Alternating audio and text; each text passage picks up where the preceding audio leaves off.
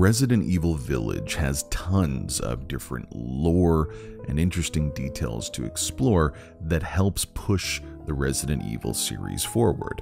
But there's one piece of information, one little glimpse that could change the entire lore structure of the series. Late in the game, when Chris Redfield is exploring the lab of Mother Miranda, he finds tons of documents about the experiments that she has done with the mold and the megamycete, but he also finds several old photographs and a letter from someone that you might remember in the Resident Evil franchise. Dear Miranda, my deepest apologies for not meeting you in person. I would love nothing more than to visit your quaint village once more. However, I'm incredibly busy. Then again, I suppose for an immortal woman such as yourself, you no longer remember this poor, half-dead medical student in the snow. I have always cherished the revelations I came to 15 years ago when I stayed in your village. I was inspired by your research. To think one could transform a human by infecting them with an organism. Positively visionary. I knew that with that knowledge I could achieve my own vision for the next step in human evolution. Even after 2 world wars and humanity on the cusp of another, my conviction never wavered. I realized, however, through the many nights of intellectual talks you and I shared, that your conviction differed from mine. You hope to bring back a single dead person, while I aim to change the world. Your experiments on the mold would not have aided me in my endeavor to achieve an exponential infection. I thought a virus would be more effective. This is why, my dear, I had to leave you. I still regret never telling you goodbye. My apologies for reminiscing. I actually have news that I thought might please you. I have found the key to evolution, the progenitor, a virus found in Africa. I plan to start a company with friends and colleagues dedicated to the virus research. I will call it Umbrella, just like the symbol in the cave that we spoke about. I am one step closer to making my vision a reality. I hope you'll be able to achieve your goal someday too.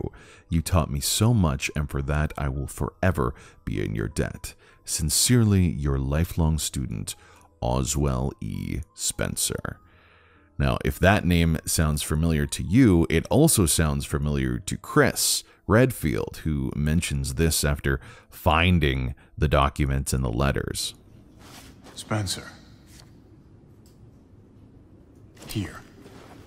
No way. Oswell E. Spencer was one of the creators of the Umbrella Corporation and a well-known character and enemy in Resident Evil 5. This new information indicates that Oswell was able to create this corporation due to the research and information first gathered by Miranda. It also suggests that that iconic image, the sigil that represents everything Umbrella Corp is actually a token from Miranda herself, found within her curios in this mountainous lair. Now, some of the previous lore kind of contradicts that, with the logo actually being representative of the Spencer coat of arms, or perhaps some of the flower shapes that first went into creating the biomechanical processes that led to Resident Evil.